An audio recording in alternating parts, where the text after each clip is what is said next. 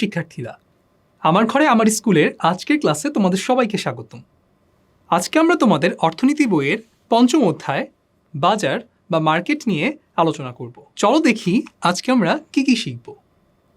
আজকে শুরুতেই আমরা অর্থনীতিতে বাজারের যে ধারণা সেটি তোমাদেরকে আবার মনে করিয়ে দিব। তারপর আমরা বাজারের বিভিন্ন ধরনের যে শ্রেণীবিভাগ আছে তার মধ্যে প্রতিযোগিতার ভিত্তিতে বাজারের যে শ্রেণীবিভাগ সেটি নিয়ে আলোচনা করব এবং সেটিরই একটি অংশ পূর্ণ প্রতিযোগিতামূলক বাজার নিয়ে আমরা আজকে আলোচনা করব। চলো তাহলে আমরা একটু মনে করে দেখি অর্থনীতিতে বাজার আসলে কাকে বলে। আমরা সাধারণভাবে হয়তো এরকম কাঁচা বাজারকে বাজার বলি, আবার এরকম শপিং মলকে মার্কেট বলি। কিন্তু অর্থনীতিতে কি বাজার এবং মার্কেট আসলে এগুলোকে বোঝায়? তা কিন্তু না। অর্থনীতিতে বাজার বেচাকেনার জন্য কোনো নির্দিষ্ট স্থানকে কিন্তু বোঝায় না। তাহলে বাজার কি? বাজার হচ্ছে একটি প্রক্রিয়া। তোমরা আবার মনে করো, বাজার কোনো স্থান নয়, বরং বাজার একটি প্রক্রিয়া। অর্থনীতিতে বাজার কোনো স্থান নয়, বরং বাজার একটি প্রক্রিয়া। কি প্রক্রিয়া বা কেমন প্রক্রিয়া? চলো দেখি। বাজার হচ্ছে যেখানে ক্রেতা তার চাহিদার ভিত্তিতে বিক্রেতার কাছ থেকে কোনো দ্রব্য বা সেবা কোনো একটা দামের বিনিময়ে কিনে নেয়। লক্ষ্য করো, ক্রেতা কিন্তু আগে থেকেই ছিল এবং তার চাহিদাও আগে থেকে ছিল। বিক্রেতাও আগে থেকে ছিল এবং তার কাছে তার দ্রব্য বা সেবা ছিল। কিন্তু বাজারে আসলে কি ঘটছে? বাজারে ক্রেতা এবং বিক্রেতা দর কষাকষির মাধ্যমে দাম নির্ধারণ করছে, যেই দামে সেই দ্রব্য বা সেবা বিনিময় হবে। এই দাম নির্ধারণের ব্যাপারটি অত্যন্ত গুরুত্বপূর্ণ।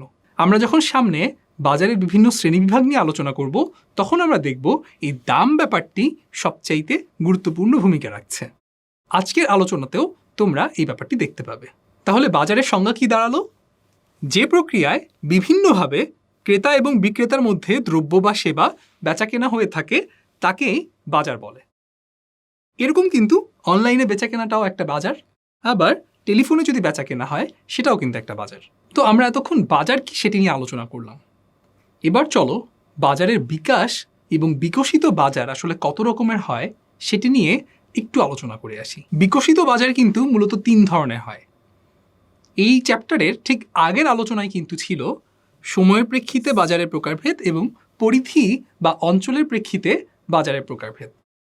আর আজকে আমরা যে তৃতীয় ধরন সেটি হচ্ছে প্রতিযোগিতার ভিত্তিতে বাজার, সেটি নিয়ে আলোচনা করব। এই যে বাজার কাঠামো নিয়ে আমরা আলোচনা করছি, এর মধ্যে এই যে সময়ের প্রেক্ষিতে এবং অঞ্চলের প্রেক্ষিতে আলোচনা করলাম, এই সবগুলোর মধ্যে কিন্তু প্রতিযোগিতার ভিত্তিতে যে বিশ্লেষণ সেটি অর্থনীতিতে সবচাইতে গুরুত্বপূর্ণ আলোচনা। তাই এটিতেই সবচেয়ে বেশি মনোযোগ দিবে তোমরা। যখন সময়ের প্রেক্ষিতে বাজারের প্রকারভেদ নিয়ে আলোচনা করেছি, তোমাদের জন্য কিন্তু বুঝতে সেটা একদমই সহজ ছিল। অর্থাৎ সময়ের পরিমাণ যেটাতে যত বেশি বা কম সেটার ভিত্তিতে। আবার একইভাবে অঞ্চলের ভিত্তিতে যখন প্রকারভেদ আলোচনা করা হয়েছে, তখনও কিন্তু আমরা দেখেছি যে শুধু অঞ্চলের পরিমাণ বাড়ছে বা কমছে তার ভিত্তিতেই শ্রেণীবিভাগটা হয়ে গেছে। কিন্তু এখন যখন আমরা প্রতিযোগিতার ভিত্তিতে বাজারের প্রকারভেদ করছি, তখন কিন্তু প্রতিযোগিতা ব্যাপারটি আসলে কি সেটি আমাদের বোঝা একটু প্রয়োজন। প্রতিযোগিতা বলতে আসলে আমরা বুঝবো যে বিক্রেতারা বা যারা উৎপাদন করে এসে বিক্রি করছে তাদের মধ্যে যে প্রতিযোগিতা চলছে, যে কে কতটুকু বিক্রি করতে পারবে, সেই প্রতিযোগিতা আসলে কখন কোন রকমের সেটার উপর নির্ভর করে বাজারের শ্রেণীবিভাগ। যেমন দেখো, এই প্রতিযোগিতার উপর ভিত্তি করে বাজার কিন্তু আসলে 2 প্রকার।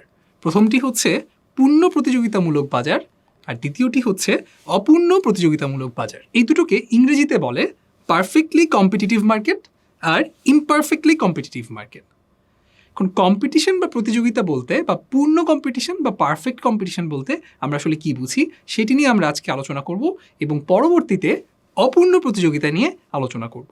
বিস্তারিত ব্যাখ্যায় যাওয়ার আগে তোমরা যদি একটু সাধারণভাবেই চিন্তা করো, তাহলে কিন্তু ধরতে পারবে যখন প্রতিযোগিতা সমান সমান, অর্থাৎ সবাই একসাথে প্রতিযোগিতা করছে এবং পরিপূর্ণ বাজারে প্রতিযোগিতা চলছে সবার মধ্যে, তখন সেটা হচ্ছে পূর্ণ প্রতিযোগিতা। আর যখন অপূর্ণ প্রতিযোগিতা, তার মানে হচ্ছে প্রতিযোগিতার ধরনটা আসলে একদম সাধারণ না বা কিছু পরিবর্তন সেখানে সাধিত হচ্ছে। পরবর্তীতে আমরা যখন এই দুটো ধরন নিয়ে বিস্তারিত আলোচনা করব তোমাদের কাছে একদম স্পষ্ট হয়ে যাবে। তাহলে চলো আমরা পূর্ণ প্রতিযোগিতামূলক বাজার বা পারফেক্টলি কম্পিটিটিভ মার্কেট কি সেটি নিয়ে জানার চেষ্টা করি। যে বাজার ব্যবস্থায় অসংখ্য ক্রেতা বিক্রেতা সমজাতীয় দ্রব্য বেচা কেনা করেন তাকেই পূর্ণ প্রতিযোগিতামূলক বাজার বলা হয়। সমজাতীয় দ্রব্য বলতে আসলে এখানে কি বোঝানো হচ্ছে?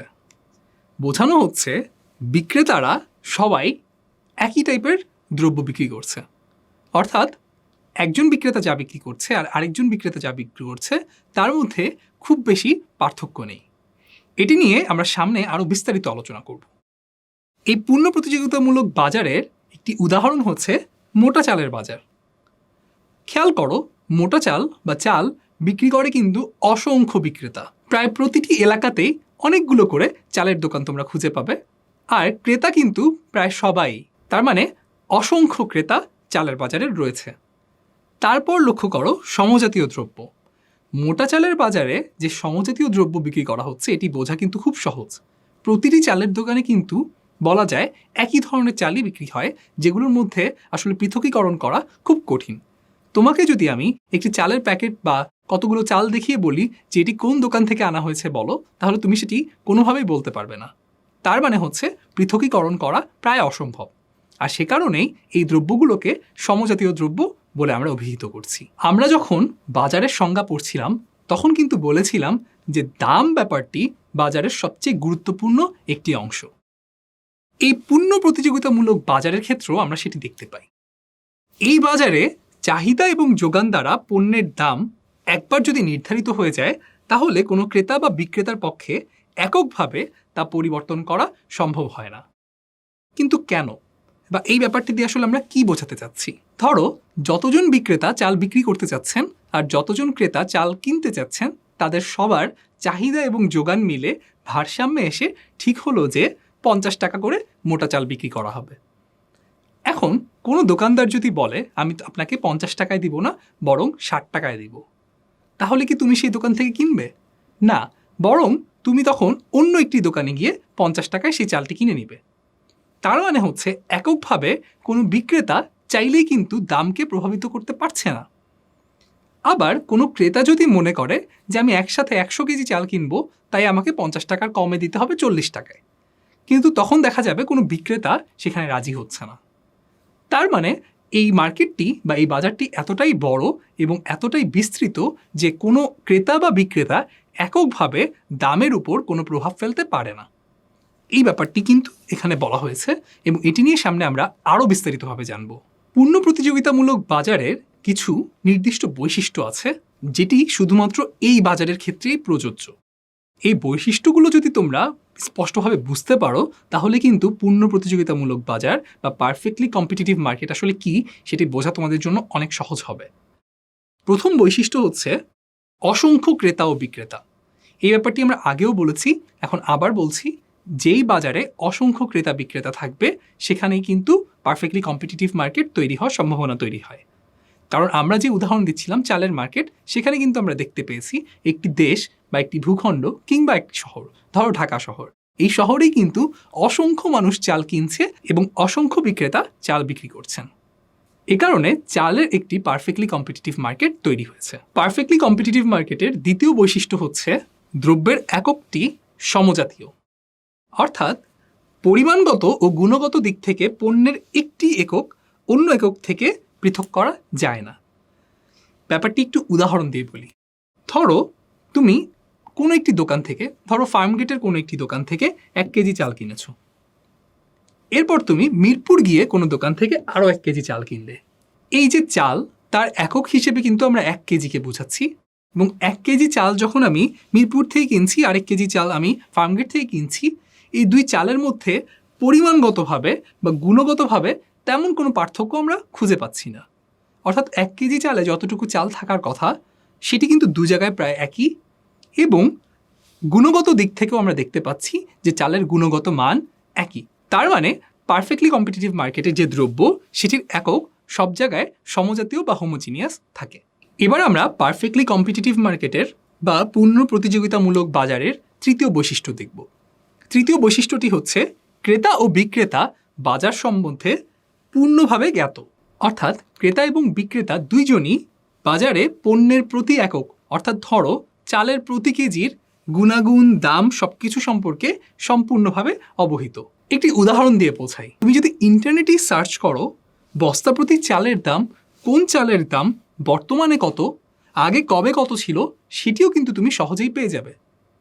যেমন ধরো তুমি যদি মোটা আতপ চাল কিনতে চাও কিংবা সিদ্ধ মোটা চাল কিনতে চাও, দেখতে পাবে বর্তমানে দাম 2000 টাকা কিংবা 2100 টাকা প্রতি বস্তা। এমনকি মার্চে সেটির দাম কত ছিল, নভেম্বরে সেটির দাম কত ছিল, সেটিও তুমি সহজেই জেনে যাচ্ছ। তার মানে একজন ক্রেতা হিসেবে তুমি চালের প্রতি এককের দাম কত হতে পারে সেটি নিয়ে একদম সম্যক ধারণা রাখো। ঠিক একইভাবে বিক্রেতারাও কিন্তু প্রত্যেকে জানে যে অন্য বিক্রেতা কত টাকায় চাল বিক্রি করছে, তাই সে ভুলক্রমে কম টাকায় চাল বিক্রি করে ফেলবে সেই সম্ভাবনা নেই, আবার তুমি ভুল করে বেশি দামে চাল কিনে নিয়ে আসবে সেই সম্ভাবনাও নেই। আবার কোন গুণাগুণের এবং কোন মানের চালের দাম কত এবং সেটি কোথায় কিভাবে পাওয়া যাবে সেটি নিয়েও কিন্তু তুমি জানো, বিক্রেতারাও জানে। তার মানে এরকম একটি পারফেক্টলি কম্পিটিটিভ মার্কেটে বিক্রেতা এবং ক্রেতা সবাই পণ্যের প্রতি একক কিংবা পণ্যের যে গুণাগুণ মান এবং দাম সব কিছু সম্পর্কে অবহিত থাকে, যার কারণে একজন একজনকে ঠকানোর কিংবা কোনোভাবে কোনো মিসকমিউনিকেশন হওয়ার সুযোগ থাকে না। পূর্ণ প্রতিযোগিতামূলক বাজার বা পারফেক্টলি কম্পিটিটিভ মার্কেটের চতুর্থ বৈশিষ্ট্য হচ্ছে অবাধ প্রবেশ এবং প্রস্থান। অর্থাৎ তুমি যদি এই মার্কেটে বিক্রেতা হিসেবে প্রবেশ করতে চাও তাহলে তুমি অবাধে প্রবেশ করতে পারবে এবং চাইলেই এই মার্কেট ছেড়ে সহজেই চলে যেতে পারবে। যে কোনো ফার্ম অবাধে মার্কেটে প্রবেশ করতে পারে এবং প্রয়োজন বোধে শিল্প ত্যাগ করতে পারে, কোনো রকম বিধিনিষেধ, বাধা কিংবা খরচ থাকে না। তোমাদের মনে প্রশ্ন আসবে যে তাহলে কোন মার্কেটে ঢোকার জন্য আলাদা টাকা লাগে কিংবা হচ্ছে কোনো বিধিনিষেধ থাকে? উদাহরণ হিসেবে যদি আমরা দেখি, যেমন ধরো তুমি যদি আজকে টেলিকমিউনিকেশন মার্কেটে ঢুকতে চাও, অর্থাৎ গ্রামীণ ফোন কিংবা এয়ারটেল কিংবা বাংলালিংক বা টেলিটকের মতো একটি কোম্পানি দিতে চাও, সেটিতে কিন্তু তোমার অনেক বাধা থাকবে। যেমন প্রথমেই একটা বিশাল ইনভেস্টমেন্ট লাগবে, সরকারের কাছ থেকে অনুমতি লাগবে, টেকনিক্যাল অনেক ব্যাপার থাকবে। এই সব কারণে এরকম মার্কেটগুলোতে ঢোকা কিন্তু খুবই কঠিন। কিন্তু ধরো তুমি চালের মার্কেটে ঢুকতে চাও এবং কালকে থেকে তুমি চালের একটি দোকান খুলে চাল বিক্রি করতে চাও, এটি কিন্তু খুব সহজ ব্যাপার। তুমি চাইলেই কুষ্টিয়ায় চলে যেতে পারো। কুষ্টিয়ায় বাংলাদেশের সবচেয়ে বড় চালের মোকাম। সেই চালের মোকাম থেকে এভাবে তুমি দেখবে যে পাইকারি চাল বিক্রি করা হচ্ছে, তুমি চাইলে সেখান থেকে চাল কিনে এনে নিজের মতো করে খুচরা বিক্রি করতে পারবে। অর্থাৎ যে কোনো মানুষ বা যে কোনো বিক্রেতা যখন খুশি এই চালের বাজারে বিক্রেতা হিসেবে ঢুকতে পারছে। এবং সে যদি মনে করে যে এখন সে দোকান বন্ধ করে দিবে, যথেষ্ট লাভ হচ্ছে না বা অন্য কোনো ব্যক্তিগত কারণে, তাহলে সে যখন ইচ্ছে এই মার্কেট থেকে চলে যেতে পারে। তাকে কেউ বাধাও দিবে না, তাকে অন্য কোনো টাকাও দিতে হবে না। কিন্তু অনেক মার্কেট এমন থাকে যেখানে তুমি মার্কেট ছেড়ে চলে যেতে গেলেও তোমাকে বিশাল একটি খরচ বহন করতে হয়। তাই পারফেক্টলি কম্পিটিটিভ মার্কেটের এই বৈশিষ্ট্যটি হচ্ছে তুমি যখন খুশি, বিক্রেতা যখন খুশি বাজারে প্রবেশ করতে পারে এবং বাজার থেকে চলে যেতে পারে, তাকে এর জন্য আলাদা কোনো খরচ বহন করতে হয় না। পারফেক্টলি কম্পিটিটিভ মার্কেটের পঞ্চম বৈশিষ্ট্য হচ্ছে বাহ্যিক কোনো প্রভাব থাকে না। অর্থাৎ বাজারে উৎপাদন, দাম নির্ধারণ ইত্যাদি ক্ষেত্রে কর আরোপ, ভর্তুকি প্রদান, রেশনিং ইত্যাদির মাধ্যমে সরকার কোনো প্রভাব সৃষ্টি করে না। কারণ সরকার চাইলেই কর আরোপ করে কোনো একটি পণ্যের দাম বাড়িয়ে দিতে পারে কিংবা ভর্তুকি আরোপ করে বা ভর্তুকি প্রদান করে সেই পণ্যের দাম কমিয়ে দিতে পারে, কিংবা রেশনিংয়ের মাধ্যমে তুমি আসলে কতটুকু পণ্য বিক্রি করতে পারবে বা কিনতে পারবে সেটি সে নির্দিষ্ট করে দিতে পারে। কিন্তু পারফেক্টলি কম্পিটিটিভ মার্কেটে সরকার সেই কাজটি করে না। পারফেক্টলি কম্পিটিটিভ মার্কেটের ষষ্ঠ বৈশিষ্ট্য হচ্ছে উপকরণের পূর্ণ গতিশীলতা। এটিতে কি বোঝানো হচ্ছে? পূর্ণ প্রতিযোগিতার বাজারে শ্রম উপকরণ সহ অন্যান্য উপকরণ বিচরণে কোনো বাধা না থাকায় দাম সর্বত্র সমান থাকে। উদাহরণ দিয়ে বলি, ধরো তুমি মোকাম থেকে চাল না কিনে সিদ্ধান্ত নিলে চাল উৎপাদন করবে নিজে চাষ করে। চাল উৎপাদনের জন্য তোমার কী কী উপকরণ প্রয়োজন? প্রথমত ধরো তোমার সার প্রয়োজন। বাংলাদেশের যে কোনো জায়গায় তুমি চাইলেই সার কিনতে পারবে, অর্থাৎ সার উপকরণ একটি যেটির একটি অবাধ বিচরণ সব জায়গায় আছে। দ্বিতীয়ত ধরো তোমার কীটনাশক প্রয়োজন। তুমি চাইলেই কীটনাশক যে কোনো জায়গা থেকে কিনতে পারবে। তোমার সেচ দেওয়া প্রয়োজন। এই সেচও তুমি বাংলাদেশের যে কোনো জায়গায় পেতে পারো। আর বলা হচ্ছিল কিন্তু যে শ্রম সহ অন্যান্য উপকরণ, অর্থাৎ তোমার এই চাষাবাদের জন্য কিন্তু শ্রমিক বা কৃষক প্রয়োজন হবে, সেটাও কিন্তু তুমি সব জায়গায় পেতে পারো। আর এ কারণেই বিভিন্ন এলাকায় যখন সব রকম উপকরণ সহজেই পাওয়া যাচ্ছে, তখন কিন্তু উৎপাদন করা এবং বিক্রি করা সহজ হয়ে যাচ্ছে। ফলে সব জায়গায় দাম সমান থাকছে। পূর্ণ প্রতিযোগিতামূলক বাজারের সর্বশেষ যে বৈশিষ্ট্য এবং অন্যতম গুরুত্বপূর্ণ বৈশিষ্ট্য সেটি হচ্ছে এখানে বিক্রেতা সবসময় মুনাফা সর্বোচ্চকরণের প্রচেষ্টা করতে থাকে। কিন্তু ফার্ম যখন প্রদত্ত দামে মুনাফা সর্বাধিক করতে চায়, সেটি সে শর্ট টার্মে বা স্বল্পমেয়াদে পারলেও দীর্ঘমেয়াদে স্বাভাবিক মুনাফা অর্জন করে। এই সংজ্ঞাটির মধ্যে সবচেয়ে গুরুত্বপূর্ণ অংশ হচ্ছে স্বাভাবিক মুনাফা। চলো আমরা স্বাভাবিক মুনাফা বা নর্মাল প্রফিট কি সেটি ছোট্ট করে বুঝে নিই। স্বাভাবিক মুনাফা হচ্ছে মোট আয় এবং মোট ব্যয় যখন সমান হয়। আমি জানি বুঝতে এটি একটু কষ্ট হচ্ছে। আরও একটু দেখো, মোট ব্যয়ে উদ্যোক্তার পরিশ্রম ও আয়ে পারিশ্রমিক অন্তর্ভুক্ত করে স্বাভাবিক মুনাফা হিসাব করা হয়। একটি উদাহরণ দিয়ে যদি বোঝাই তাহলে তোমাদের জন্য বুঝতে সুবিধা হবে। মনে করো তোমার চাল উৎপাদনের একটি ফার্ম আছে, যেখানে প্রতি বছর তোমার মোট আয় 1 লক্ষ টাকা আর মোট ব্যয় শ্রমিক, বীজ, সার, কীটনাশক অন্যান্য সবকিছু মিলে 80,000 টাকা। তাহলে তোমার কি ধারণা, এখানে মোট ব্যয় যেহেতু মোট আয়ের চেয়ে কম, তাহলে নিশ্চয়ই তোমার মুনাফা হচ্ছে। সাধারণ দৃষ্টিকোণ থেকে এটি সত্যি হলেও অর্থনীতির ভাষায় এটি কিন্তু সত্যি না। কারণ তুমি মোট ব্যয়ের মধ্যে তুমি যে পরিশ্রম করছো উদ্যোক্তা হিসেবে সেটি কিন্তু ধরছো না। তুমি যদি এই চাষাবাদ না করে অন্য কোনো কাজ করতে, তখন তুমি যেই টাকা আয় করতে সেই টাকাটি তুমি কিন্তু এখন আর আয় করতে পারছো না। তার মানে সেই আয়টুকু যেটি তুমি এখন পারছো না আয় করতে, সেটিও কিন্তু ব্যয়ের মধ্যে ধরতে হবে। আর অর্থনীতিতে সবসময় মোট ব্যয় অন্য সব ব্যয়ের পাশাপাশি উদ্যোক্তার যে পরিশ্রম সেটির ব্যয়কে যোগ করেই ধরা হয়।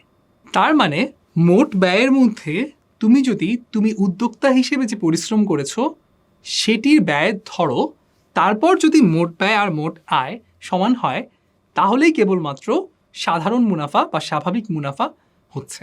অর্থাৎ উদ্যোক্তা হিসেবে তোমার ব্যয় যদি বা তোমার পারিশ্রমিক যদি 20,000 টাকা হয়, 80,000-এর সাথে সেই 20,000 টাকা যোগ করলে মোট ব্যয় হবে 1 লক্ষ টাকা। আর তখন মোট আয় এবং মোট ব্যয় সমান হবে, এবং মোট আয় এবং মোট ব্যয় সেই সমান হওয়াটাকে আমরা বলবো স্বাভাবিক মুনাফা বা নর্মাল প্রফিট। তোমরা যদি স্বাভাবিক মুনাফা কি তা বুঝে থাকো, তাহলে এবার এই সপ্তম বৈশিষ্ট্যটি আমরা আবার পড়ি। দেখো, পূর্ণ প্রতিযোগিতামূলক বাজার বা পারফেক্টলি কম্পিটিটিভ মার্কেটে কিন্তু সব সময় দীর্ঘমেয়াদে স্বাভাবিক মুনাফাই হবে, এর বেশি মুনাফা হবে না। তাহলে প্রিয় শিক্ষার্থীরা, আজকে আমরা শুরুতে বাজারের ধারণা সম্পর্কে জানলাম, এবং তারপর প্রতিযোগিতার ভিত্তিতে বাজার কত প্রকার এবং এর মধ্যে পূর্ণ প্রতিযোগিতামূলক বাজার কি এবং তার বৈশিষ্ট্য সম্পর্কে আমরা জানলাম। এই আলোচনার উপর আজকে একটি ছোট্ট বাড়ির কাজ। কালাম সাহেব একজন চাল ব্যবসায়ী। তিনি মোকাম থেকে চাল কিনে এনে খুচরা বাজারে চাল বিক্রি করেন। বাজারে যে দাম নির্ধারিত হয় সে দামেই তাকে চাল বিক্রি করতে হয়। তার এলাকায় তিনি ছাড়াও আরও অনেক চাল বিক্রেতা রয়েছেন। এই উদ্দীপকের আলোকে তোমার জন্য প্রশ্ন, সমজাতীয় দ্রব্য কাকে বলে? দ্বিতীয় প্রশ্ন, স্বাভাবিক মুনাফা বলতে কি বোঝায়? তৃতীয় প্রশ্ন, পূর্ণ প্রতিযোগিতামূলক বাজারে পণ্যের দাম ক্রেতা বা বিক্রেতা এককভাবে প্রভাবিত করতে পারে না। উদ্দীপকের আলোকে ব্যাখ্যা করো। আর চতুর্থ প্রশ্ন, পূর্ণ প্রতিযোগিতামূলক বাজারের নিজস্ব কিছু বৈশিষ্ট্য রয়েছে, উদাহরণ সহ আলোচনা করো। তোমরা বাড়ির কাজটি অবশ্যই বাসায় অনুশীলন করবে এবং স্কুল খুললে তোমাদের বিষয় শিক্ষককে বাড়ির কাজটি দেখাবে। তিনি এটি মূল্যায়ন করবেন। আশা করি আজকের ক্লাসটি তোমরা বুঝতে পেরেছো। আজ এই পর্যন্তই। তোমরা সবাই ভালো থাকো, সুস্থ থাকো।